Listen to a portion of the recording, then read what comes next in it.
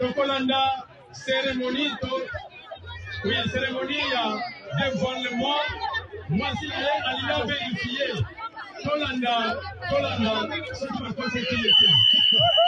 Alléluia!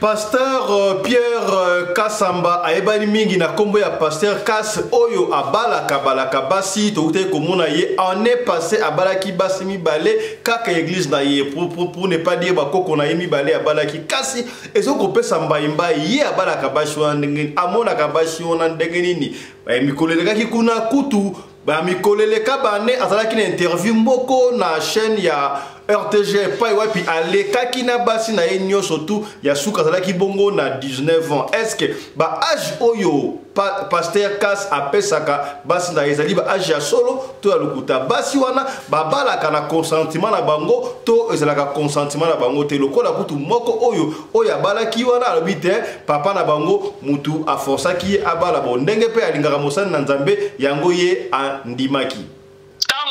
Pierre Kas aye na masolo ya polygamie tozalaki très curieux ya kolanda ye parce que ndenge bayelaka biso liloba Nzambe na Congo dans les temps ezalaki ke polygamie ezali mabe polygamie Bible epekisa yango.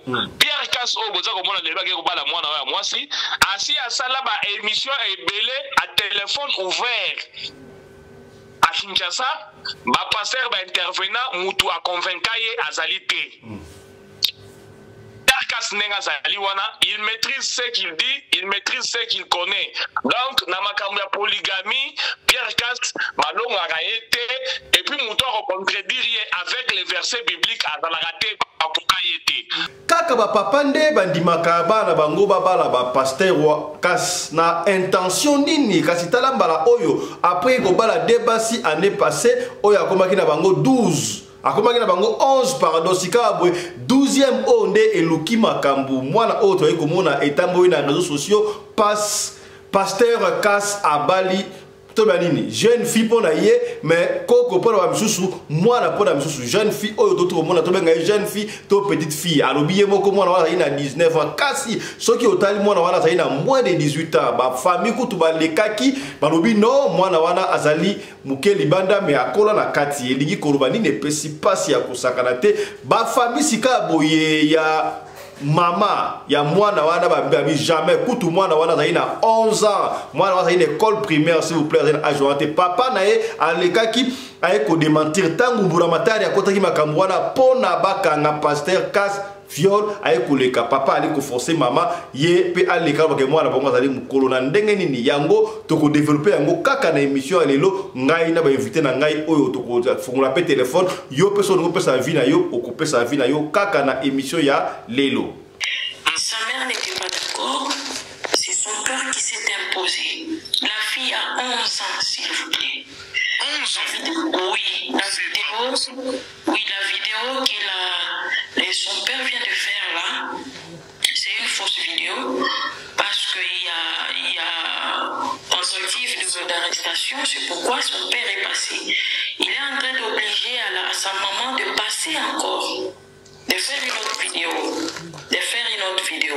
Alors nous, la famille de sa mère, la famille de la mère de la fille, nous sommes très mécontentes. Le pasteur sera arrêté. Bien, merci car la formation de la radio de Colé TV et Zali Koye Bakosala analyse, il y a audio et la vidéo. Déjà, Koyoka Solange Koloba, c'est un procès perdu en avance. Elle va perdre les procès. Ce qui peut Pierre Kas a bien la place à Pierre Kas. Avant d'aller en justice, toute personne, tout accusé, a jouir la présomption d'innocence. Mais hier, na malobanaye, adoloba, les pasteurs Pierre Kas va rekangaya au de la prison. Donc, aïe, makambaza kolobate, Dédé, azaro taxé Pierre Kas des rosicruciens. Ce qui Pierre Kas a bien traduit la justice a prouvé que Pierre Kas a rosicrucien a retombé. Wana totia mupanzi. Na mama penza analyse, hier Solange a conquis qu'on gagnait papa, il y a mwana oy babali na justice te. c'est sa cousine. Donc, azana preuve, mon côté, il y a naissance, il y a date de naissance, il y a mwana wana, kolega papa na maman babotaye. Donc, dans la République démocratique du Congo, pas si y a est-ce que respect à anciens dignitaires à la kate, respect à Batoyo Basela, drapeau à Mboka Nabiso à la kate, Tala Papa Oyo, garde corps ya Mobutu, commando bien formé, a komi ko bimisa zelo na mai, abimisa zelo atekaka Mboka Oyo. Est-ce que reconnaissance na Batoyo Zalité, rappelez Ngaïndaï Mutumbula, Oyo, Tielo Mutuna la gagné à battre record, na été un FB la Coupe d'Afrique, mais Talanda et Nenga Koufi. Talanenga bade ko souffre en Afrique du Sud, tala papa oyo, ancien garde de corps ya Mobutu, mais talanenga bade ko bimisa zelo na mai, passi un commando bien formé, para-commando DSP bateau sécurité, garde de corps à Mobutu. Tala condition beaucoup tinga nango. Yosaki garde corps à Mobutu. Nasa garde de corps à Mobutu kombo nangai nentaka. Naza moto Kisangani. Yaya na bila oyo batu ba aliko kufa mingi na ba cancer. Cancer est comme le cola eloko moko simple comme le cola maladie mo malaya batu aliko kufa pona nini? Est-ce que zalini biloko into aliko lia yaya esengana biso pona vitamine C tolia ka ba fruit mingi kasi ba fruit ni to kolia yaya bande ko be balenga pomme rouge on ndaka pomme rouge tala lo lenge ba aliko colorer pomme oyo ta couleur ezalaki ba komisi yango et comme rouge pomme rouge et pesi pe ko mutema ko banga et pesi mutu ko soa ya est-ce que ezali pe pomme ya solo o ba colorer oyo pasi ya ko sakarate to ko zongi na encore l'émission ya lelo. Des gens en blouse blanche en train de peindre des pommes en rouge. Sérieusement, on marche sur la tête là, non? Je veux dire, qui dans son état normal décide un jour, tiens, aujourd'hui je vais me mettre à peindre des pommes en rouge? Franchement, ça pue le scandale et même ça pue le mystère et la manipulation. La situation au niveau des Vatican, précisément dans l'église catholique, est empirée davantage après qu'on dit qu'on célébrait le mariage homosexuel. Et Vatican to pe pas pour Rome ye abandi ko batisa les animaux banyama amelisa banyama communion ya yatala comment est-ce que bazo ko batisa mbwa bazo ko batisa nyau bazo ko melisa mbwa communion ya yata bino mokoto komi wapi na makambu oyo est-ce que et ça kaka makambu oyo président ya France adoki bakababaki la bête et la te ya to fungura bisu eri yango ya kote ya kabana ke ba yeba vraie origine ya mutu ezali wapi ya boye passe ya kosakrate comment c'est fait que mbwa comme na niveau boko baptiser mbwa boko melisa mbwa communion soki bo lié yango ezate lokola oyo ndeko ya France alobi nya plus de barrières entre les animaux et les humains et puis si passe ya kosakrate to kozongela encore en émission ya lelo.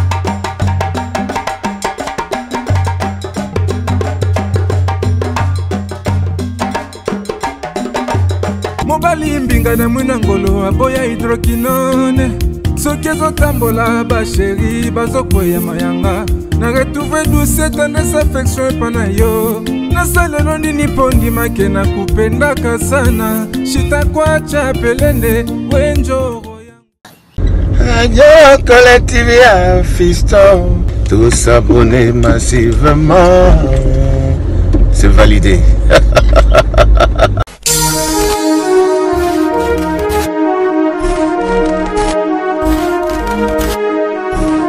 Yeah!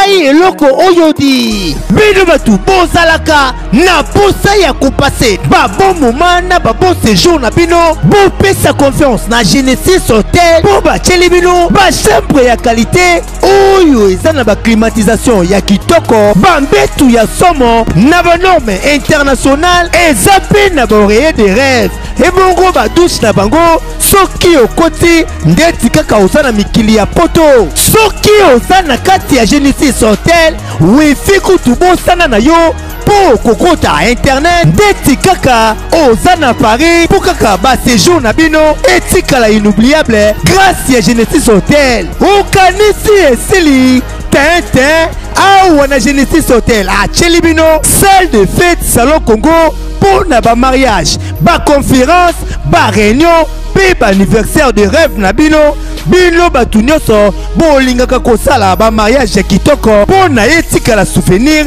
ya vie na bino mobimba bopesa confiance na salle de fête salon Congo po bokozala na bino de cité awa na salle de fête salon Congo ata boza na nombre ya combien bokozala na bino mobimba po musique eza au rendez-vous climatiseur elenda kaka ndenge bozomona batu nyonso bapesa confiance na salle de fête salon Congo batikala jamais kozala desidi tala awa na salle de fête salon Congo baza na bango na problème ya courant te po baza na mobanke na groupe électrogène oyo esalaka 24 heures sur 24 heures musique toujours au rendez-vous baza na espace moko ya balcon ya munene po na bino batu bolingaka kozwa mopepe kitoko po esala eloko di ah oui masolo ya bakuzu botikela bango kuna kasi masolo ya salle de fête pe hotel ya qualité botikela Genesis Hotel po awa soki okoti lokola kaka oza na paradis kidimie otuninga ya adresse ezwami wapi zwa papier na stylo po koma Genesis Hotel ezwami na commune Kasavubu avenue Kandakanda numéro 8 oza na yo mobimba to pebenga bango na ba numéro oyo eza affiché na ba poste de télévision na bino okozala jamais desi ah Genesis Hotel bandaka lozalaki wapi tala ndenge ba congolais basali ba mariage na bango na ba salle de fête ya Mwanza pe ba séjour na bango na ba hotel oyo ezangela tina o tolobaki te tolobi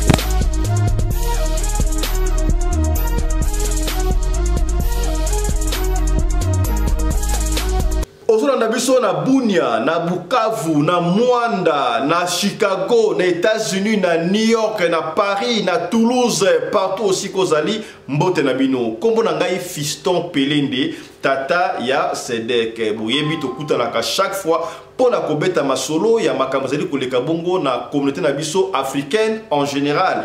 Mingi ya biso batu ya mangala na senga kana yo ya soki okoti eloko ya liboso yo otia j'aime après kotia j'aime au partager soki pe o s'abonner na noté to sengi na yo pardon please o s'abonner bande ko ebele batala ka biso ba mame ebele batala ka kasi pona ko s'abonner za problème soki ebringa ko s'abonner te benga ya mwasi benga ya mbandi ba kosunga yo o s'abonner et puis soko s'abonner ko bosa na te kotia bongo cloche ya notification pona yo orataka ba programme na biso ata soki mu kete.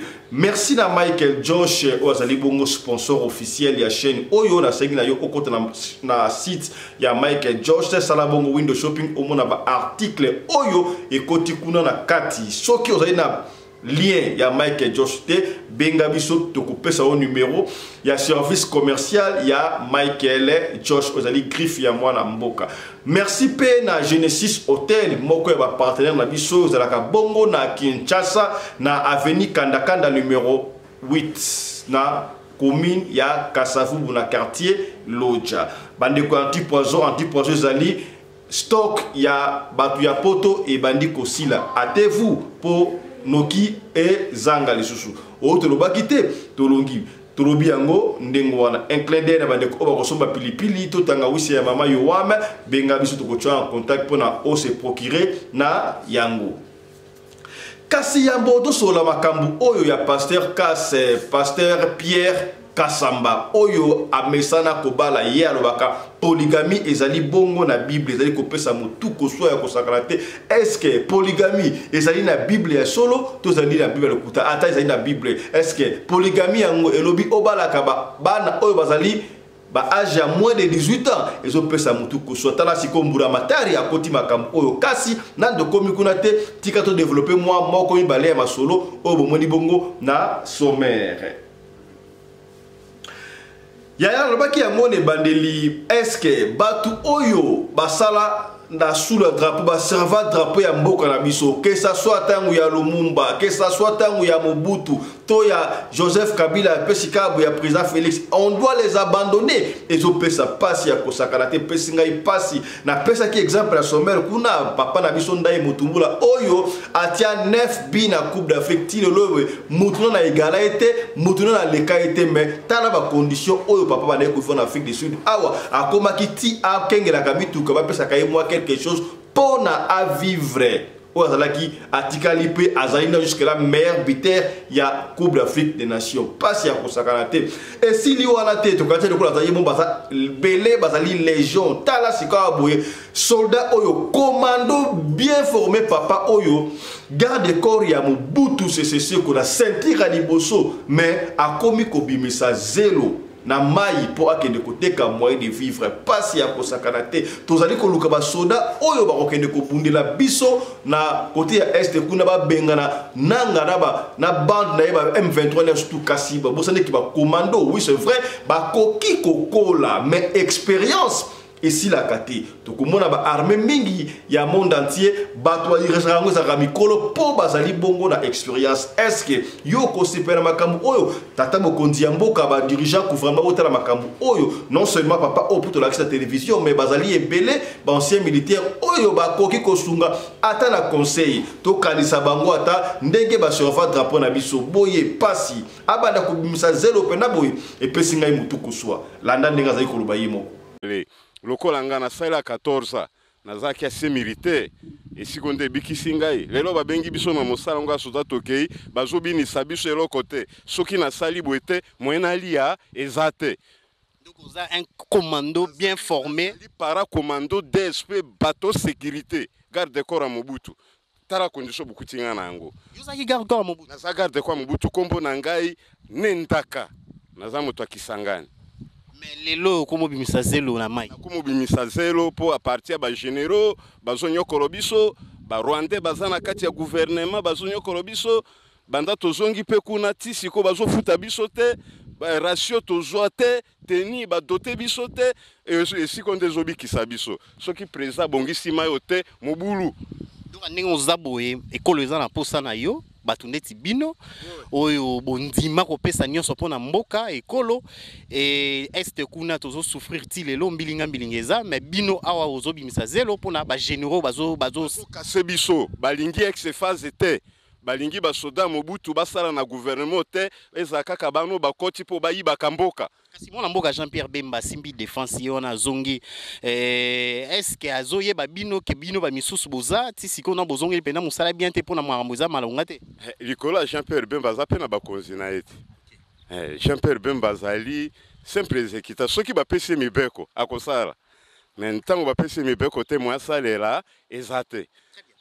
Merci beaucoup papa, message ekei en tout cas tozongela yo parce que mboka ezana posa ya batuneti bino bana mboko ya solo bazana bolingwa mboka o baza prêt ya kopesa nyonso pona mboka. Encore une fois merci beaucoup tozongela yo. Merci nandimi pe ndenge boye ko visiter biso en tout cas show de l'état a continuer grâce na etango tango masona zalaki wa Joseph Kabila bayoki ka kozaki DSP babomi Yaya ba cancer est commis et belé sur aucun cimetière il y a patin aucun cimetière il y a sapin à Lubumbashi aucun pantin na France aucun cimetière il y a Gombe na Kinshasa aucun émirance en Afrique du Sud aucun partout et si aucun cimetière au komona batu et belé ba kufi na ba cancer kasi cancer yango to yebi mingi to yeba origine te sikabo to yebi ke ba yo cancer mingi biloko o to zali kulia nini tangu ya kala osoko mona batu bale ko lebloko ya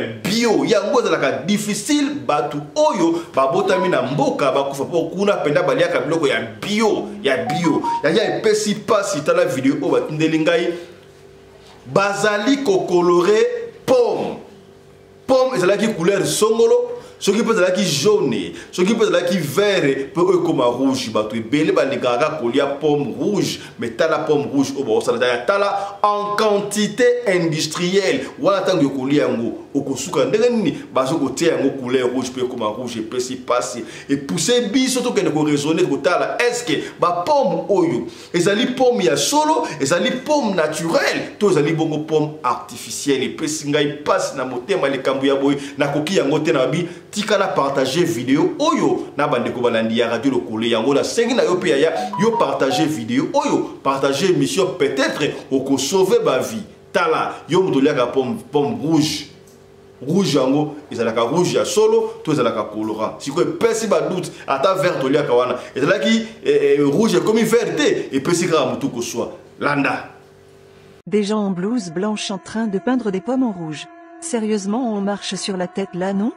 Je veux dire qui dans son état normal décide un jour, tiens aujourd'hui je vais me mettre à peindre des pommes en rouge? Franchement ça pue le scandale et même ça pue le mystère et la manipulation. Imaginez le tableau, ces gens qui prennent des pommes innocentes, des fruits sans défense et qui les badigeonnent de peinture rouge comme s'ils étaient en train de commettre le crime du siècle. Pourquoi? On se pose tous la question, mais je vous le dis, leurs intentions ça sent pas le bon plan. Des complots dans le monde de la pomme, des expériences génétiques, je sais pas, mais c'est pas net du tout. Ces blouses blanches, on dirait qu'ils préparent un truc pour, mais c'est pas anodin. Je rappelle que le rouge est aussi la couleur du satanisme. C'est peut-être un code secret. Les pommes c'est déjà assez compliqué avec toutes les histoires de pesticides et maintenant on découvre qu'il y a des gens qui veulent les maquiller en rouge? Ça fait flipper, franchement je vais flipper quand je vais aller faire mes courses la prochaine fois, je vous le dis. En tout cas restez vigilants mes amis, surveillez vos pommes, on sait jamais ce qui se trame dans l'ombre. Cette vidéo montre bien qu'il se passe des choses pas nettes en arrière-boutique. Et si c'est vrai, le moins que l'on puisse dire c'est que c'est très grave. Yaya totika makambu ya biloko ya kolia tozonga lisusu na Vatican to pe na ba katoliko makambu ya liboso nanu tosilisi yango te préoccupation wana oyo Vatican a été voté que désormais ba prêtre catholique ba ko célébrer ba mariage homosexuel to ça qui bino homosexualité la gisini, c'est-à-dire que mwasi a ko bala mwasi mobali a ko bala mobali. Bato basala kayango déjà, mais ils ont officiel, mboka mususu kutu, ils sont déjà officiel, mais au niveau de l'église catholique et boyaki yango noir sur blanc ba boyaki yango kasi kaka mikolo tukoleka awa papa wa Roma ayeko ndima yango ke ba église catholique et ko célébrer mariage ya ba homosexuel pesi mutu ko soit kutu ba prêtre mingi catholique ya Afrique francophone ba boya yango mbala moko kwa bi e ko sala maté s'il s'agit église kabwana église e ko kabwana pour ko kabwana église et ça su kambo ya ko kamwa te buyebi yango déjà l'église néo-apostolique le lobo na kisasa e katana pona balinga ki mwasi ya banda côté ya ba boya yango abila ko tabiso mwasi ya côté ya te e ko simba te ya boye ba yango na ba chaque fois église ezalaka business to bosomo bosana te to landa makambu oyo ya roi Léopold II ndenge a lobaka na biso. Voilà. Dans l'émission ndenge a expliquaka biso yaya epesi pasi likambo mususu dans l'émission likambo mususu e uti koleka sika boye. Voilà. Balobi à part wana makambo wana nesilite et comme sika wa boye église catholique, oh là là, église catholique et banda bongo ko tu parles à haute voix papa hein, église catholique et lingi sika wa boye et banda ko célébrer topé ko baptiser banyama yaya les animaux vont commencer à être baptisés et puis communier ko pesa bango communion na église catholique et pesa ngai mutu ko soit ndenge bali ko mona wana bazo ko pesa banyama communion et puis bali ko baptiser banyama pasi ya ko sakana te bande ko boye to ko suka wapi oyo problème nini oyo est-ce que ezalité moyen oyo balingba lié yango ndenge basalaki to yoka kuna mokonzi ya France alobaki la bête est là tango komi ba voter loi oyo eleki na parlement na bango et komi na parlement ici les gars qui déjà et que na Sénat ça y est lecture à zone c'est pas la deuxième lecture on va dire que non il n'y a plus de rupture sans microbes entre race humaine mutu na banyama ya pi de frontière donc bakozo ba mbrio ya kimutu basangise on oya nyama et pe su qui forme nini on sait pepe si mutu ko so ya tala makam o zeko le klabiso est-ce que nyama pena akoki ko zo batem ba ko ko lesa nyama communion tala makam o ezali surnaturel mais bazo comme c'est la biso ngo naturel pour la biso pe si mutu ko so ya te ya ka mwana na ndaku te ya ka bana na ndaku ke vraiment mutu azali mutu. La seule moyen ya reproduction ezali mwasi abala na mubali. Est-ce que bokomi makambu ya boye ya ko pesa ka ba nyamba communion et pesi mutu ko soit. Est-ce que to pesa batu oyo ba lingra ko sambe na église catholique te raison to ndengeni to pesa ba raison te parce que na kati ya église catholique batu mu souper ba lingi makambu oyo te ete ya bino ya boye pasi ya ko sakanate. Des Palestiniens au Congo. Même Eric Zemmour est choqué. Africain, assieds-toi bien. Au cas où vous ne serez pas au courant, le 2 janvier passé, on a tous appris, on était tous choqués, que la droite d'Israël veut déposer ses prisonniers palestiniens au Congo. Les autorités congolaises se sont empressées de démentir. Je parle de Congo RDC. Ils disent que c'est faux. Mais hier, le président même s'en est mêlé. Aujourd'hui, il paraît que c'est le ministre de l'Intérieur et le ministre des Finances qui se sont concertés pour parler encore de cette même situation. Ils proposent même de l'argent pour venir déposer le prisonnier palestinien en Afrique. Et ils auraient bien confirmé qu'ils sont en train de parler de RDC. Qu'ils vous souviennent qu'en 1904, Chamberlain et Hessel avaient déjà voulu créer Israël en Afrique. Ils étaient venus déposer quelques couples israéliens dans le nord du Kenya. Jusqu'aujourd'hui, ces juifs sont au Kenya et ne se réclament même pas africains. Et maintenant, juste à côté, on va déposer donc les Palestiniens. En effet, pour ceux qui ne savent pas, le continent asiatique est le continent le plus instable du monde, avec des milliers de guerres. C'est pour ça qu'il y a toutes les couleurs sur ce continent. Maintenant, on veut juste déplacer cette guerre en Afrique. Éric Zemmour dit que dès qu'on met Arabes et Africains ensemble, c'est que ça pète. Nous sommes en train d'assister en live au blanchiment de l'Afrique et c'est sous nos yeux. Ils ne viennent pas pour rire. Ils ne viennent pas pour cohabiter avec des Noirs. N'y pensez même pas. Parce que quand on parle de Benjamin Netanyahou, là, lui là, il rit pas. Africains, nous devons dire non à ce genre de choses. Ça y va de notre survie. Les autorités du Congo disent que c'est faux, mais toutes les chaînes internationales en parlent. Des journaux. Washington même s'est prononcé sur cette affaire. J'ai dit, si on ne dit rien, on va tous nous vider dans l'océan. Les autres seront de partout. On va nous créer une petite terre quelque part. On va foutre tous les Noirs qui restent là. On va nous dire, bon, vous êtes tous de tel pays. Exactement comme ils l'ont fait avec le sionisme. Et la guerre israélo-palestinienne va commencer. Ça leur permet de vendre des armes aussi. Et de s'amasser de l'argent. Avoir l'Afrique, la plus belle terre du monde sans les Noirs. L'Afrique où il y a l'été tous les jours. L'Afrique qui a l'or sous les pieds. Africain, réveille-toi.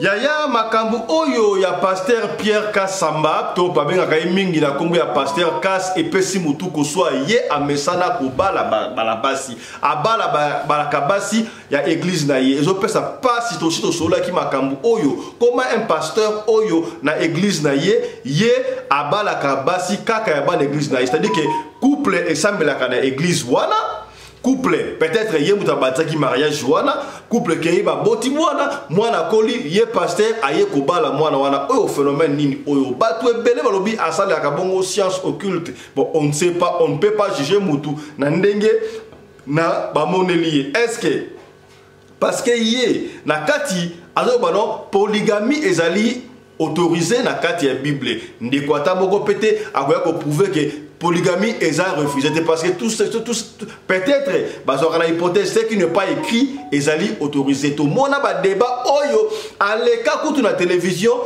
pasteur Kass na ba pasteur oyo ba dépendre que polygamie ezali mabe mais ba koka ko démontrer à gagner bango mais cela ne veut pas dire que on ne peut pas on peut autoriser pour ça la kawana voilà ce qui a ça on a que individu on ne sait pas mais pour na biso ba chrétien to yebi que polygamie ezalaka te pour les chrétiens. Polygamie eza permis peut-être bandeko na biso ba musulman. Est pasteur Pierre Kassamba asali bongo musulman ya kati chrétien ya libanda toneni et pesi biso mutu ko soit. Kasi ko bala na ya bala kawana ezalaka problème te. Mutako peksa été pour abala na ye mutako bala autant de femmes ou aligi soki ali contraté bango parce que ba bala ka bongo na 18 ans. Soki mutu akoki 18 ans c'est qu'il a commis déjà mature. Ayebi les biens et les mal. Yo ba yebi yo ba to bala yo peut-être 10e femme, 2e femme, au yebi, bien élément, et conséquence. C'est-à-dire que basko ya balaka, ba yebaka ba conséquence. Kasi, totalaka, na zongi si bino sou na kala na kutela yo otala. Nous sa réalisation assez audio wana boyoka yango oyo epai wapi déjà na RTGA ba kala à l'époque ba né le qui est belé confrère na biso Christian Bosembe ayambaki pasteur Pierre Kassamba pasteur Kass na basi na yeba leka ki asuka azalaki na 19 ans tango ba tudi bango betuna ba solo ya bino ezali bongo autorisé moi si pas di koloba papa na biso mzalingaki na ba la pasteur Kass ndenge ngape na yebi yango ke polygamie ça y na Bible na ndima ki na nga ozomona ke ezali na volonté ya ezali na volonté vraiment ya bana o azali ko bala te ezali na volonté zala kaka ligne ndengo wana zala ligne bango ezali na volonté na bango te ezali ko pesa mutu ko soit kasi yambo to ya ba invité à liboso to manifester liboso na lingi na émission oyo mwana mboka mon ami personnel commandant Congo Anderson de Jobu a participé kasi yambo ya participé na kozongi sabino na lingi boyo kanano Tango Pierre Kass pasteur aleka ki bongo na RTG pa ya abandai ko présenter basi na ye ya suka baki naza na 19 ans tout ça âge nini po aloba âge na ye a hésita ki est-ce que ba pesa ka bango ba âge ya koloba to ndenge nini to landa yango et puis tango to kozonga biso wana to zo sikoyo pasteur Kass tout ça mon ami personnel a expliqué à moni à vie na ye ezali nini par rapport ya likambo oyo kita très grave et BBC molimo ya batu ebele. Si la réalisation est prête, bah vous montez la biso elemawana. C'est la biso elemawana, il y a pasteur Kass nenge ba yambakiye la RTG et pas puis abandonné pour expliquer. Voilà. Pasteur, il moi il n'a jamais parlé avec moi au sujet du mariage. J'avais parlé avec mon père parce que mon père lui venait ici. Il vient souvent ici à la conférence. Alors, quand mon père était rentré une fois de la conférence ici, c'était en 2011. C'est là qu'il m'avait parlé du pasteur parce qu'il aime beaucoup. Alors, il m'aime aussi. Il voulait que je sois la femme du pasteur. Et vous avez accepté? Ouais. Est-ce que vous vivez les bonheurs avec le pasteur? Oui. Ou vous pensez que bon, vous êtes quand même la 6e? Non, non. Moi, je crois à la parole de Dieu. Je crois que la polygamie est biblique. Cela ne me fait pas la peine. Vous avez combien d'enfants avec le pasteur? J'ai une fille. C'est celle que j'ai ici. Non, celle-là, elle est pour la soeur. Ah, d'accord. Voilà, donc, mais c'est pourquoi on ne comprend pas. Alors, on va donner le micro à la soeur, la mère du bébé. Madame, bonjour. Bonjour. Madame, vous vous appelez comment, le nom? Sœur Myriam Kass. Sœur Myriam, vous avez quel âge? Non, je ne suis pas gêné, si vous voulez. 19 ans. 19 ans. Waouh. Et vous avez un petit bébé de 4 mois. C'est votre première fille avec le pasteur? Oui. Vous avez combien de temps avec le pasteur? Combien de temps déjà là? Une année. Une année. Alors, donc, autour de moi aussi, il y a dernière femme, il y a pasteur. Tout le monde. Pour l'instant, oui. Ah, pour. Donc, tu prévois que au retour, vous avez que le pasteur, c'est tout ça? Bien sûr. Et il faut pas citer. Pour n'importe où Kaliloba. Nous trouvons normal. Alors, il se trouve devant Neti, Mbandanayo, maman. Enfin, d'habitude, je sais pas. Non, c'est ma soeur. Vous ma soeur. Alors, dis-moi un peu, quel est le rapport aux alentours entre you et maman Germaine? Voilà, maman Nayo, to. Moi, si il y a pasteur, au bon, na considère que le coup la maman, pour azam coloper à maman, na considère que le coup à maman. C'est quand on pasteur qui parle, on pasteur au bout, on va quitter pas, on va quitter que on va pas parler. Voilà. Na linga ki bota la kaka mo extrait wana ya moto ya mwana mboka mon ami personnel commandant Congo Anderson de Jobu. Mwana mboka commandant Congo Anderson de Jobu, mon ami personnel, mbote na yo. Mbote, bonne année, papa ya Sadek, fiston Pelene, le patron de la presse congolaise en Afrique du Sud. Voilà.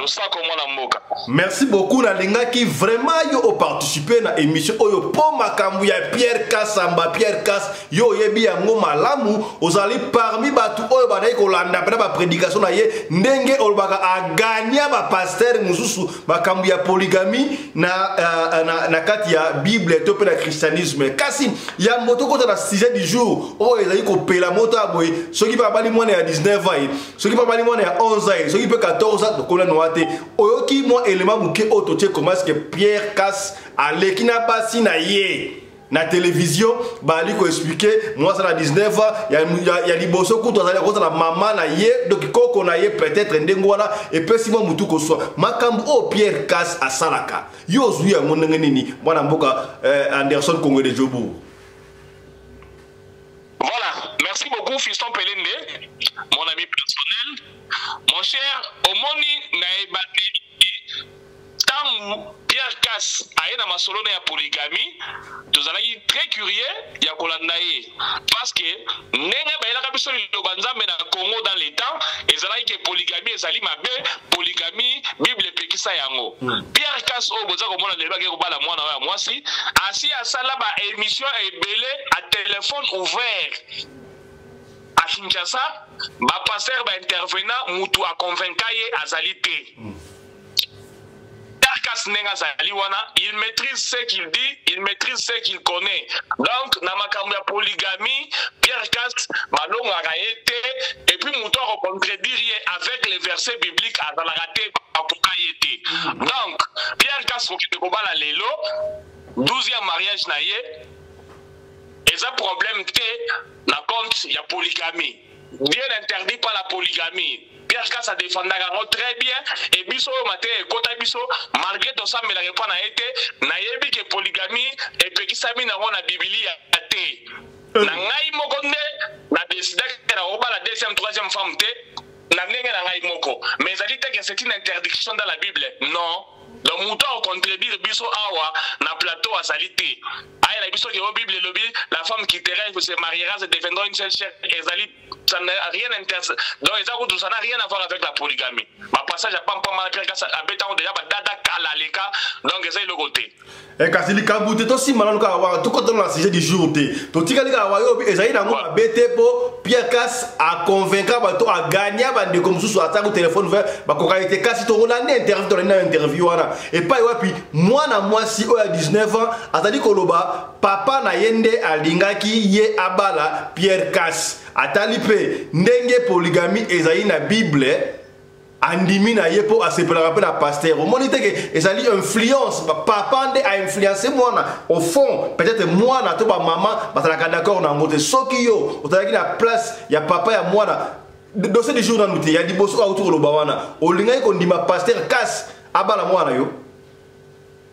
Bon, omoni mwana mboka Fiston Pelende vu la société ezalaka na ba tendance ebele bandimi nazali atete po ba atende bato bandimela nzambe tengana ndimela nzambe na sambela na ngai pe mais le problème est que bandimi bakomisa ba pasteur na bango lokola banzambe donc oyo lobi pasteur bandimi po baloba oui yango moni to ko sa makambo na Congo awa prophète ba pese biso ba prophétie ya lukuta mais bato balongo na l'église té deni lesi abongo na ye akomande muto amela ba whisky ba champagne mais azaka na bandimi asali kutu tina nzembo ya bêtise mais bandimi bazolanda ye kaka parce que c'est ça la vie au Congo.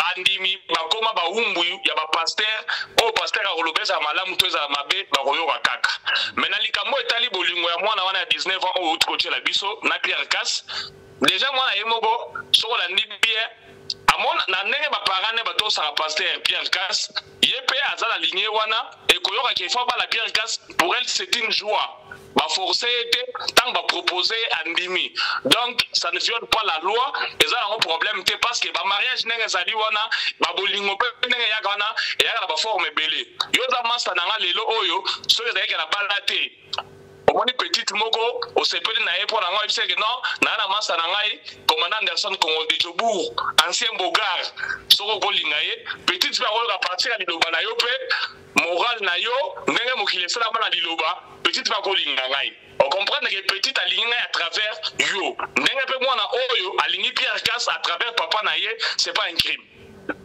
Ok, likambute to comprendre ndenge expliquer batu wana kasi promesse siko boy likambute mwana wana lingaki pasteur à l'époque to continue na dossier du jour siko makam oyo pelisi moto mwana wana zalaki na 19 ans so pe ya solo so lokuta likambute mais to moni kama parents na ye azali mo mukolo kasi makambo to kosala ma kanami te quelques jours passés awa Pierre Casse d'abord année passée a été ko bala deux femmes azalaki na bango 9 abala guide mbala ba sorte ma komi 11 l'année oyo car quelques jours à 2-3 jours passés a outi ko bala sumoko mwana église na ye mwana wana ba présenter biso abi azalaki na 19 ya bala aneka bala 19 ans mais mwana 19 ans yango kotala yeboye ozomona lokola azali mwana ya 14 ans mais plus grave toye komona na famille ya mama balobi nini mwana wana azali kutu na 14 ans azali na 11 ans epesi biso mutu koswa basengaki na mbura matari famille ya mwasi ya do famille ya mama na ye eke kofunda Pierre Casse na justice mburamatari akoti makambo wana alingi akanga shika ya Pierre Casse fo bakende kosamba mais tomoni papa ya fille wana aye ko bima na télévision pour défendre non mwana nga azali mwana mukete mwana nga azali mukolo azali kokola bo mona ete azana physionomie ya bana mike mais azali mukolo pesi mutu koswa kasi famille ya mwasi babo ya bi mwana na bango azali mwana muke azakutu na 11 ans azana école primaire yambo o répondre wana mwana mboka commandant Anderson Congo de Djobour na lingi to landa biso na Yolanda ndenge famille à moi si va intervenir. Faites-moi noter, il y a le pasteur qui est en fond compte sur ces lives. Il y a son père qui est aussi là. Je suis menacé, c'est pourquoi quand vous étiez en train de me chercher, il n'y avait pas moyen de passer. Mais moi je dis que je veux passer pour sauver, parce que je suis une femme et il y a des disputes dans la famille entre la famille de son père et notre famille, la famille de sa mère. Sa mère n'était pas d'accord, c'est son père qui s'est imposé. La fille a 11 ans, s'il vous plaît. 11 ans? Oui, la vidéo son père vient de faire là, c'est une fausse vidéo parce qu'il y a tentative d'arrestation, c'est pourquoi son père est passé. Il est en train d'obliger à sa maman de passer encore, de faire une autre vidéo, Alors nous, la famille de sa mère, la famille de la mère de la fille, nous sommes très mécontentes. Le pasteur sera arrêté. Nous sommes prêts. Nous, la famille, nous sommes prêts. Nous avons des attestations, même si sa mère, parce que sa mère, je vois, elle veut être influencée par son père. Parce que l'histoire est déjà grave. Ce pasteur-là, c'est un rosicrucien, donc je peux l'appeler comme ça. C'est un occultiste. Vous voyez? La fille là, c'est une fille de 6e primaire. Cette fille que vous voyez là, c'est une fille de 6e primaire. Donc, nous allons aller dire tout ça à la justice parce que c'est notre fille, c'est notre sang. Même si ma tante maternelle est au mariage, donc nous ne pouvons pas permettre cela. C'est ça. Ce que je vous dis, je vous jure devant Dieu, je suis sa cousine directe. Sa cousine directe. C'est avec douleur que je suis. Même son père, il est là-bas à fond compte. Donc c'est moi Solange. C'est moi Solange. Et ils sont là. Ils m'ont menacé il y a 10 minutes passées. Ils m'ont menacé.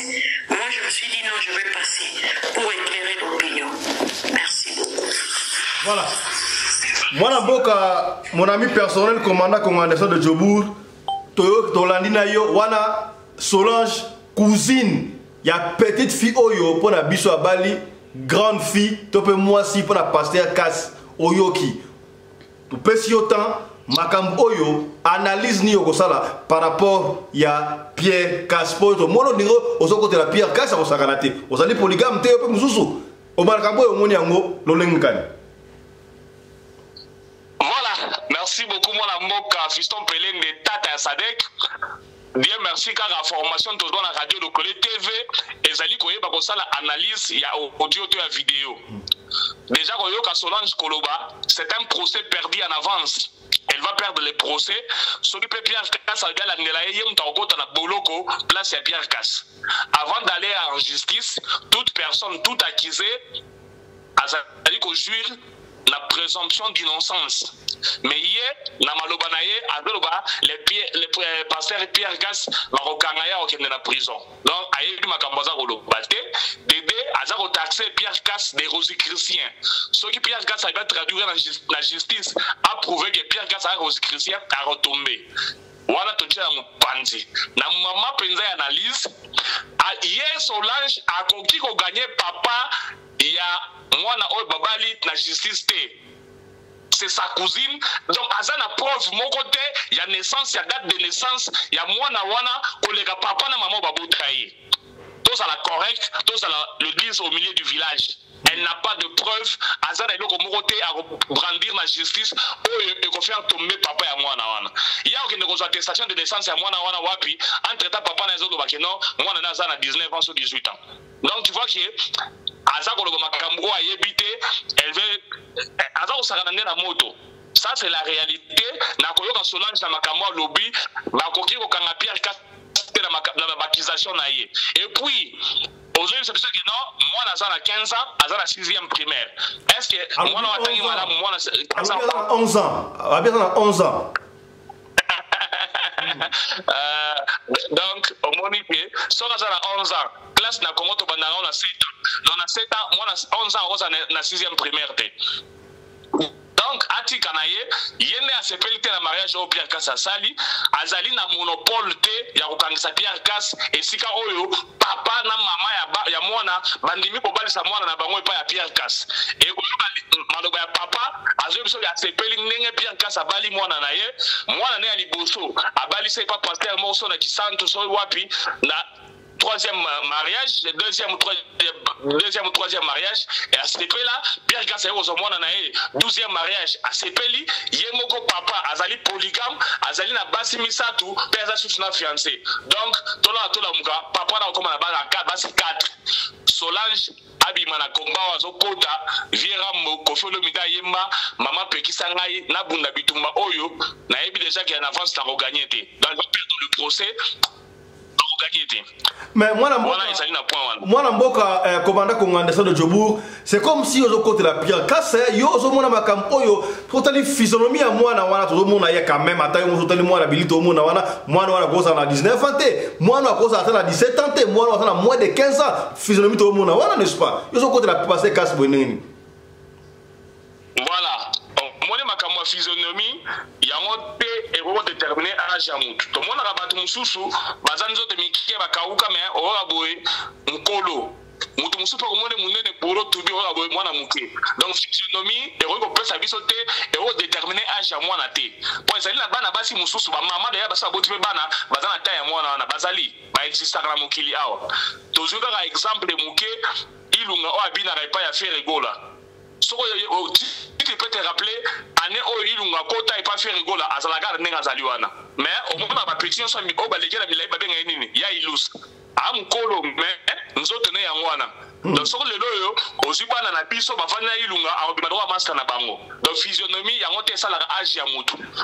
Na soki ngai na condamné Pierre Cas na condamné te parce que bali 12e mariage pour la mwana na so ba parents ba lobi kaza mukolo za majeur c'est pas un problème et donc on va encore reprocher Pierre Cas les gars nini compatibilité na couple ya onde encore reprocher so ko tali mwana wana otali taille ya Pierre Cas compatibilité zalité biso ba to ya pilipili to stolo bana radio de Collet TV que Nzamba pesa biso makamu nyonso me makamu osala la mbetu ba position nzamba pesa kate yango mona kata na osala ba émission pa na yo awa nazalaki pour bato balia ka pilipili na ba forme nyonso parce que Bible epekisi yango te. Mais bato mosusu bayaka te position missionnaire nde yango Nzambe permettre biso. C'est faux.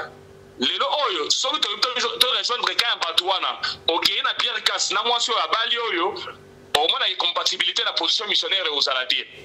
Na matin ya soni ezalaka te bato ba comprendre ngai mpona koexplike makambo na ndako loba na défendre yango compatibilité na taille ya Pierre Casse na taille ya mwanana et aussi mate parce que ndenge ezali wana soki ozolia pilipili air mo osengaka mpe yo omati likolo mama tikali na te sikoyo mwana oyo na Pierre Casse na mulai na ye parce que azalaka mbea na mulai na ye na munene okomi soka mateli mwanana akokanga mapema et puis soki aza kokendela mwanana na nzela est ce que ozala na d'abord taille na ye za ko permettre que acha eta liboro ke asimba yeke mwasi na ye donc eza na kote wana nde toko condamné asalaki so ya malamu te mais na oyo etali mibeko Pierre Casse aza na soki baparent balobi ke mwana na bango aza na plus de 18 ans moto akokanisa Pierre Casse azali te donc kote wana na kokotela ye et puis omoni bato eloko topesa yango kanda ezali te mpo Pierre Casse abali mwana aza mokie na ta ya mike mais mpo na 12e mariage bato oyo batiaka na mutu na bango ke polygamie eza mabe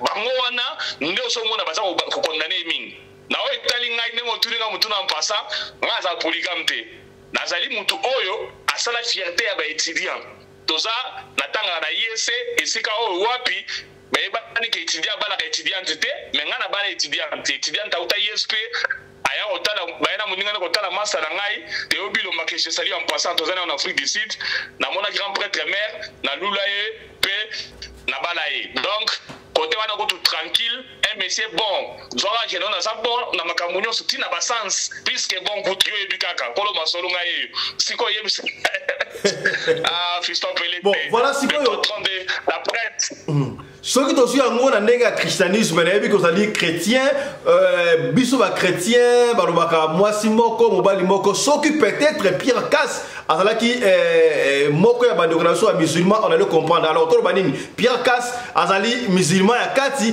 libanda azali chrétien to ndenge yo kopermettre makambo wana kaka boye et puis soki yo ozalaki papa ya mwana oyo auti kobala olunga ozala na mema vie na papa oyo abalisi ye to ngo bapesa vie contraire par rapport à makambo toloba wana.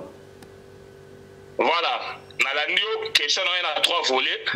Pierre Casse, azali chrétien, azali je crois azala parmi bato ba uta na église à Branham, si je ne me trompe pas, je crois azala parmi bato bakabona na Branham wana bakenda ba shaou soki shana pasteur msona ba sala biblia na bango wana, ti pas azala parmi bato na Branham. Aya sali église primitive na ye wana na Congo, ya soki voilà. Pierre Casse est musulman. Pierre Casse ezali mutu oyo à comprendre vérité dans la Bible et c'est que oh bi baza o memela biso flou. Ezali ka mariage 1 plus 1 égale 2 soki égale 1. Loisir. Tant Pierre Casse abanda ko prêcher évangile oyo ya hotel de la Grande polygamie pe kisami te na Bible ezali na pasteur moko o abimi lelo azali je crois ça ivoirien azalaka te série wana. Mais pasteur on soko tali lelo oyo soki na mona de comment so Christopher soki nani ngona soki chachucha soki nani alors ça le succès na passage oyo Pierre Casse il a déjà dans les temps vers les années 90 Pierre Casse a le makambo yo pasteur on a la raté mais ce pasteur là est venu aujourd'hui n'a avantage il y a réseaux sociaux il s'exprime et le message passe bato va comprendre que non Pierre Casse a la raison donc na likambo oyo tali makambo passage biblique mutu oyo akolonga Pierre Casse azalité parce qu'il démontre ça dans la Bible côté wana azali ni musulman azali chrétien azali ko défendre eloko oyo ezali na Bible donc bato bakoma soyo bateli la polygamie basoutenaka monogamie na Bible baza na kimate baza na passage te et la sarakeno nzamba pekisi polygamie dans la Bible voici les interdictions ne tue pas ne vole pas donc n'adore pas donc idolâtrie ba pekisa ba interdiction na Bible ça nengwana mais ça la place moko te au Bible le but que non ne va pas te marier à 2 3 4 12 femmes ezalité. Donc on comprend que Pierre Casse il est dans les bons. Azali masali sumuté, azali libande la Bible té. Soki ngai na salaki papa ya mwana wana. Rappelle-toi que tu peux bisa yo awa compatibilité na couple wana ezalité. Ngai nde na zabona telemi awa pirma tarayo ancien bogar pour na sila na déjà. Soko moninga na grand prêtre mère mokonza ba mama le rambo, on sentir que compatibilité ezali na couple. Ozota la biso boye, on sentir que ça va.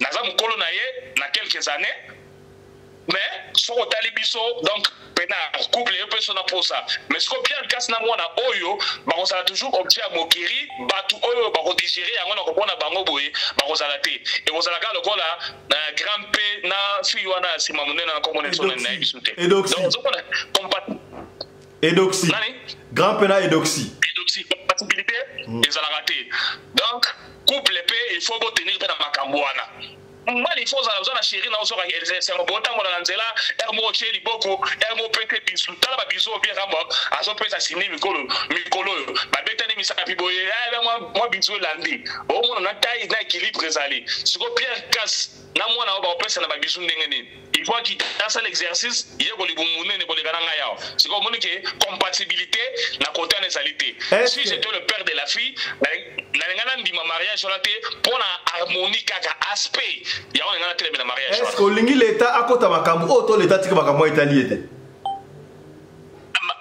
déjà tant papa na maman ya mwana balobi ke mwana na bango azana plus de 18 ans azali majeur l'État a droit na kaswan Solange ndem tazana mbumu ya bebisa ya veniko na l'État ake no boka mwa na ye so to mwa ba bisolo na gane no boka na tribunal a gagner procès te yo gagner procès contre ngana mwana na ngandenge na yo na wa ogoyeba age mwana na ngezali na ça donne sa cousine directe. Être sa cousine, ça te donne le droit de donner la date de naissance à mon enfant.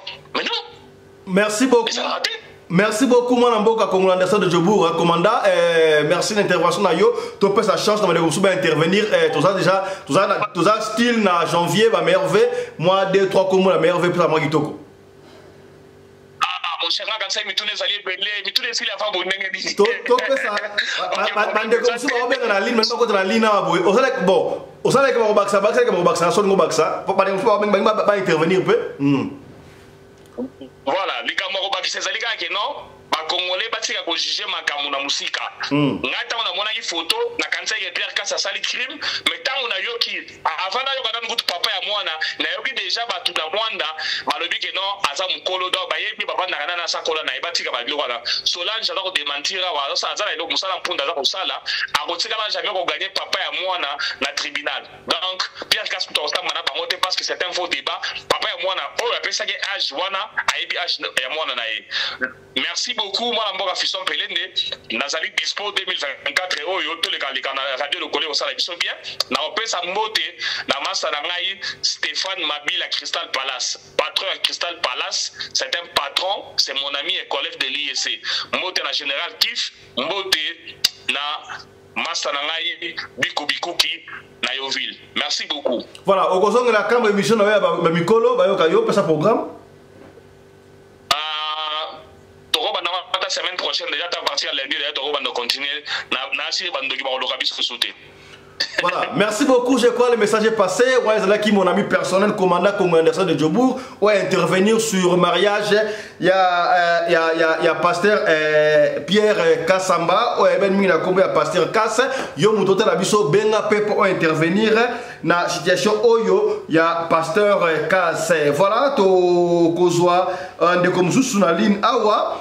Voilà, ndeko moko ndeko benga to kozwa la ligne awa à Koti. Voilà, tous les boye frère Johnny a expliqué bisoye amoni avinaye par rapport il y a mariage oyo pasteur Casse a sali pour naye moi na 19 ans pour ba misusu moi na 11 ans pour na misusu moi na 15 ans mondreni mbote na yo frère Johnny mbote ndeko fiston pelende. Voilà, analyse d'ailleurs par rapport à mariage oyo ya pasteur Kassamba Pierre Kassamba ayebe na kumbi ya Kass na mwana oyo ya muketo landi awa kutu cousine na Solange aboya bi jamais c'est impossible ba força qui est mwana wana 19 ans peut-être 11 ans mais papa na abi physionomie wana et talibinote yende pa kolo mwana ayebi âge ya mwana yi ce qui ba kena procès to landi pe intervention ya commandant Congo Anderson de Djobour abina ata ba kena procès ba ko ganete po papa ndi ayebi âge ya mwana yi yo analyse na yo symbiose sur mariage journée à Pierre Casse na mwasi na ye olobini.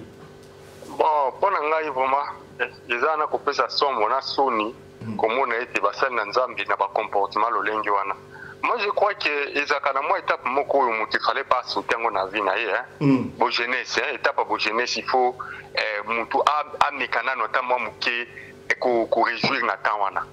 pour ce qu'on sautait tawana au commun à Kimobangé au commun qu'on ça la rattrapage il y a Kibogenèse c'est que comme Buzoba et je comprends donc papa na je pense peut-être azanga ka ba vierge na bomwana na ye il n'a pas eu la femme vierge donc il occasion na ko femme vierge ndé moi donc moi je n'arrive pas à comprendre que Moutuloko là na l'âge ya ba 70 et quelques aucun de moins il y a 11 ans est-ce que vous êtes sorcier ou bien vous allez normal bah bien à 19 ans papa la bien à 19 ans non à 19 ans même papa na bango fele bakanga moi na Congo Kinshasa parce que on n'a pas tous akapenda na idée ya kokolisa makambute lokwa ba pays mususu eza na ba examen ou ba sala ka koyeba aja moto même ata soki ndenge ya kosi ani fuba kene na ba hôpital place mwana na botamaki bazwa mikanda na eba ibaki ya botamaki na nene ndepesa ba kozwa bango ngwana donc vraiment c'est grave toujours mon makambo moko zo sala zo disent ezako mais Pierre Casse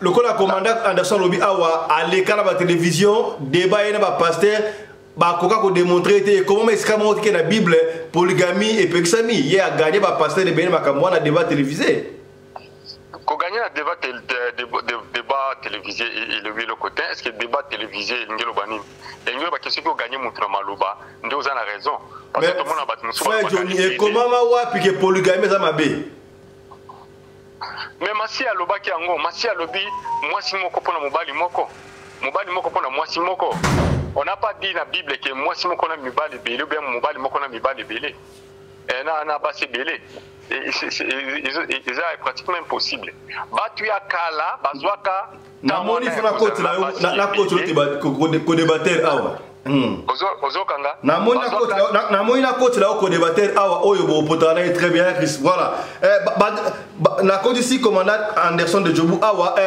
bandelo ko lo Bible lo banini Bible masi alobi mwasi moko mobali moko eza ba mwasi moko na mibali belé to bien mobali moko na basi belé c'est ça commando soyoka passage là et le na mwasi moko mobali moko elakisini non mobali ke bana mwasi mususu eza sens moko ta ça c'est pas une interdiction so ba lobi mwasi abala so mobali na ya bali deuxième femme pas mwasi na za mobali na imo bon toutefois moi nani juste pelé nena ndeko na ngai Anderson donc nazomona moi tu engagé débattre me convaincre biso frère Johnny convaincre biso ya ko engagé débattre nazala besoin ya ko faire comprendre danger nini oyo esala ka ke mutu aza na basi lebele et pesa ka e koma tina lifumu à l'époque basi o bazalaka à l'époque na ancien testament soko landi bango nyonso ndenge bazalaka na bandako na bango na mibali na bango c'était bazalaki na harmonie bazalaki na koyokana et puis ezalaki recommandation moko pa eyutaki pa nzambe ata wana bandako linga monde ezala et se multiplier na moment oyo nous sommes ebele toza penda ebele ni basi bazape ebele mibali baze ebele elingelo bateke soki batu ya kala na l'époque ya nani basala ki bongo biso pe na si biso zolanda nouveau testament biso za bat ancien testament donc une nouvelle alliance nde yango biso zolanda alors l'époque passée c'est déjà passé nous sommes maintenant dans le temps présent il faut totala makambo iza asika tokolanda mambo ya kala te parce que David asala ki boye Salomon azwa ki boye ainsi de suite bo batangela nga pe Jekyel azwa ki boye botangela nga pe Moïse abala ki boye tolanda pe bongo parce que il y a déjà o bazwa ka grâce ya kobala ebele na bato pe batupaki bango kobala ebele notre quoi Moïse azaki penda na cité ebele basi bazalaki liboso na ebele est-ce boka Moïse azwa ki basi boni na vie na tango azalaki kotambisa bana Israël avec la mwasi moko commandant de interdiction est formelle, vous n'avez pas un colonie parce que quand vous avez beaucoup de femmes, vous encaissez beaucoup de problèmes dans la vie et surtout si vous servez, vous êtes serviteur de Dieu, au Kokoko gérer si vous avez un problème, en même temps, aussi que vous avez un problème à côté à Batou, c'est pratiquement impossible. Il y a moi, il ne faut pas qui bassin Nanzambe surtout, Bino bassin Nanzambe, vous en avez assez belité. Ce qui va parler, la façon dont ça n'a pas de problème. Parce que mutu ko justifier na ndenge na liboso na masia mais pona ngai eza interdit pona biso basali na nzambe pona minito tozolo ba frère Johnny yokande kwa Anderson voilà merci beaucoup frère on lui fait Tony Johnny. Voilà. Merci beaucoup mon frère Johnny. Yo lemo zali wana otanga la Biblia ba passage mususu oza kolongola yango bwa kisi yango aussi ba passage mususu ozo en considération. Donc yo zali ko tele déjà nous verset ezo pelisa mutu kolongola ba passage mususu na Bible. Nouvelle alliance, l'ancienne alliance. Ndeko Fisto Pelende bandeko langa bino mbale boyokanga malamu eza Bible elobi te ke olungola to po bakisa mais ezali na nouvelle et ancienne alliance. Nous sommes dans la nouvelle alliance. Est-ce que vous comprenez nga nouvelle alliance, l'ancienne alliance, tout ça on a pensé. Il y a un falloir intervenir. Voilà, c'est qu'on comprend déjà que Ndeko, ceux qui sont dans l'ancienne alliance, ils ont œil pour œil, dent pour dent. Est-ce que vous avez œil pour œil, dent pour dent. Mais maintenant, tant qu'on m'a si ailleurs, alors la vie c'était œil pour œil, dent pour dent. Donc, il faut que vous sali au mabé, il faut qu'on limbe ça. Ceux qui vous fingi, il faut qu'on limbe ça. Ceux qui vous kanyo, limbe ça kaka. Mais à l'époque, ils allaient qui bon côté. Ceux qui m'ont ignoré pour faire une année, ceux qui m'ont bêté le coffre, il faut bêter le coffre. Ceux qui m'ont salué ma bémo quelconque, ou soit à Bomaki Moana, il peut à ton tour, il faut bon Moana. Mais en général, tu bois l'Ancien Testament. Non, l'Ancien Testament, ils allaient. L'ancienne alliance. Mon frère, on monnaie et le koyo sa koloba oyo. Que Bible le dit que non, ceux qui va pas la base, mais pas la massage dans mété. Non, non, ce n'est pas biblique, ça c'est d'après toi. La Bible. Moi j'ai dit d'après moi, yes, j'ai dit après moi. Je dis pas c'est la biblique. Je dis seulement nous les serviteurs de Dieu et les enfants de Dieu. Merci beaucoup. Merci beaucoup parce que moi l'ambo à Fiston peut à comprendre que non. Frère Johnny a sali quoi intervenir selon Yé, mais pas selon la Bible. Quand on est dans la tête de casse malébélé, ma pasteur ma coca était. Attends frère Johnny n'est pas tali boyawa. A sali un passage biblique té. Oh il y a repris sa biso. Oh nous a interdit le bateau coca là-bas c'est belé la Bible les alités.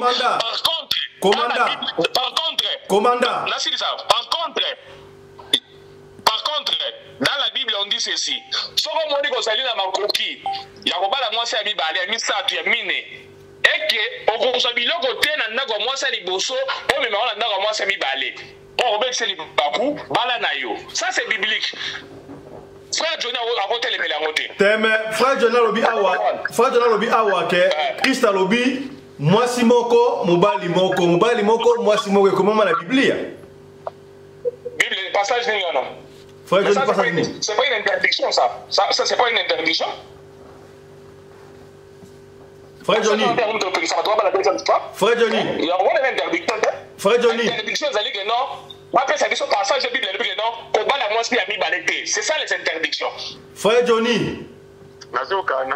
Ozolo bate. Nazoka. Chako, débat comme ma casse. Ozolo bate. Alors, eloko nga lengai na bakisa boye ndeko akanisi peut-être nazoloba Bible nde lobi bongo te nga na lobi boye. Selon moi, la Bible toujours la nouvelle alliance. La nouvelle alliance, il nous a interdit que ya kozala na basi ebele sana eza penda na tikali komona ngote. Ce qui a na version wana akoko pesa nga yango ko Bible lobi la biso ke to bala basi ebele na Nouveau Testament, na Ancien Testament, te nazo ba Nouveau Testament. Maintenant, voilà. La c'est la conséquence. Frère Johnny, Aza pour le selon Yé, pas selon la Bible. Aza le selon Yé. Donc cela veut dire que ce qui n'est pas écrit, ce n'est pas interdit.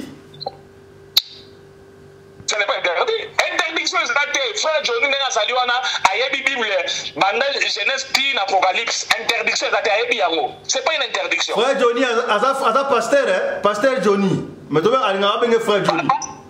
Ada pasteur. Thomas.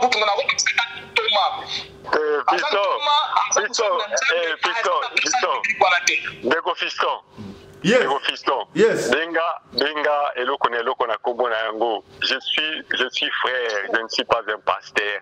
Quand omoni ba makambo ba tebele bazo kuya na mona mokili awa. Ouais, ça débat la frère Johnny. Ça débat Fondimateur ozo mutuka bato bongisa ngo po ozo mbongo. Okoboma mutuka wana. Frère Johnny. Déjà Bible le dit la nature ne vous enseigne pas. C'est-à-dire, quand vous êtes dans la nature, il faut comprendre les choses, comment est-ce que les choses les ont déroulées.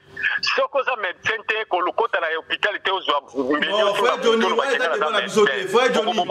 Frère Johnny. C'est-à-dire, ma pasteur, on va dire ma combo qui a sa pasteur. Frère Johnny, on a été débatté. Frère Johnny, on a été débatté. Débat la chose ali est-ce que koba la basi ebele et ça on a débat na nina lo la équivoque là nous benga pasteur je ne suis pas pasteur je suis frère donc si l'Éternel m'a appelé pasteur je vais dire que oui voilà l'Éternel m'a ordonné d'être pasteur en celui qui m'a pas appelé d'être pasteur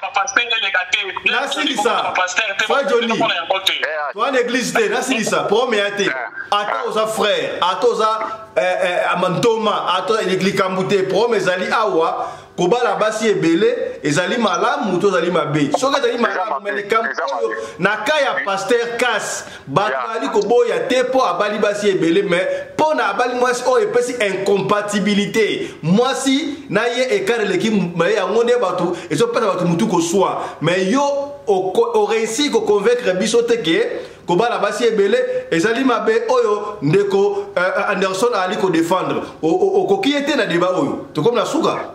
Bon, toutefois, nous avons tout ça la débattre, nous avons tout ça débattre parce que nous avons comprendre place ni Azali, la place ni notre autre. Donc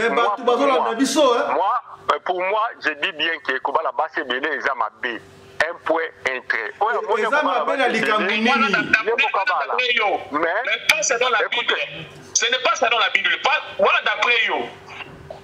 Mais frère Johnny, comment la base ça m'a appelé les Camerounais sont dans la mort na ye azokobe sa bango malamu.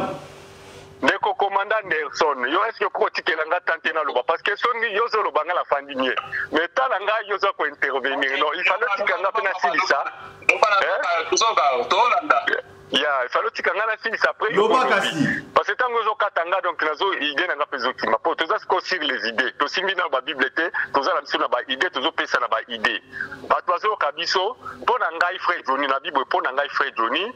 Oyo amoni akomona kia bala basi belé c'est son problème bozo ba défense na bino selo Bible ndenge lobi na bino na ba page na pona za papa moko ngai frère Johnny na tambola na nzela mai na kutana na papa moko na zotanga Bible nanga ye pa nanga pesinga mbota leki deuxième jour troisième jour zo pesanga ba mbota zo leka kutanga ka na Bible mukolo moka posenga question abi frère Johnny atuninga na kombo none mwana nga sikomo nanga Johnny abi mwana na ngai bamona kotanga ka Bible mingi olukaka nini na kati ya Bible ngala bisi papa mpona nini otinga question bongo abi na tuni question mpona yeba eloko nini oyo ofandelaka na Bible otangaka eloko nini ngabi papa eza nzela lobiko eza nyonso mpona nga oyo eza bomoi abi mwana sinamoni yo outi makambo ya classe zozonga wana lotakisangani na zozonga ngabi yes abi mesiko yo falo continuer ka ba classe na yo tika makambo ba Bible o Bible eza nango leloko mokote ekobikisa yo te kopesa mbongo te potango zotanga atuninga no question bitango zotanga eloko ni ozoluka ozwa ngabi to mbongo te za eloko te ngabi papa ozo ba bongo poani abitala eza leloko mokote o mutako ko sana na mukili po azwa mbongo soka sali sacrifice di santé wana papa na bisinga bongo ngatuni koma abi no azondi singa na kati ya Bible abitala na kati ya Bible Nzambe ava pesa Abraham mbongo Abraham asalaki nini asopaki makila asopaki te ngalo biye asopaki soka asopaki makila di tala place Nzambe yaki ko ye moko papa na zosanga tala place Nzambe yaki ko blind biso tanga yebisa Abraham asopa makila Abraham azaki déjà prêt ko sopa mais Nzambe amondengo ke na miso bato ko sala bien te apesi nyama alongoli mwana pour dire que nyama wana asopaki peka makila c'est-à-dire soko sopi makila te ko zambongo te na muki tu vois un peu.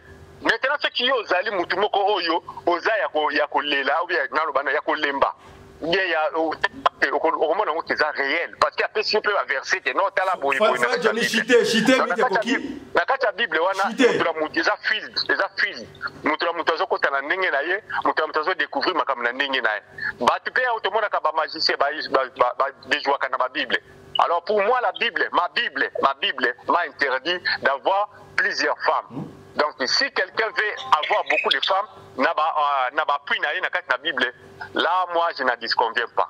C'est ça. Voilà, commandant Chité. Voilà, merci beaucoup mon amour à Fiston Pelenge. Bah débat boye dans la malam mingi. Au moment que frère Johnny, malgré la coutana na papa moi za fondre misu. Frère Johnny a pour défendre la terre web sabiso interdiction la Bible. Alors d'après hier, Bible n'est pas interdire sans verset biblique. Donc frère Johnny n'est pas azali na verset biblique mon côté il y a interdiction. Bible oyo bana l'autre. Bah moi papa na bango bolu pour me dire masanga. Bible lobi yango et yo qui sonité. Mais est-ce que Bible ko sonné pour la section que non? Ne vous mariez pas deux femmes. Ne vous mariez pas trois femmes. Bible ko sonité. Biso to zali bandimi. Dans la Bible, il y a un verset à la Bible. Frère Johnny a intervenir selon Yé, pas selon la Bible. Donc, vous serez tout à fait d'accord avec moi que la Bible n'interdit pas la polygamie. Ça, Pierre Cass a démontré ça. Noir sur blanc, commandant, on me fait signe que l'émission est si awa. Excusez-nous, mesdames, messieurs, nous sommes obligés d'arrêter parce qu'on a largement dépassé le temps. Donc, on va prochainement pour un débat Oyo. Portez-vous bien, santé les frères à tous. Chap chap. Merci beaucoup.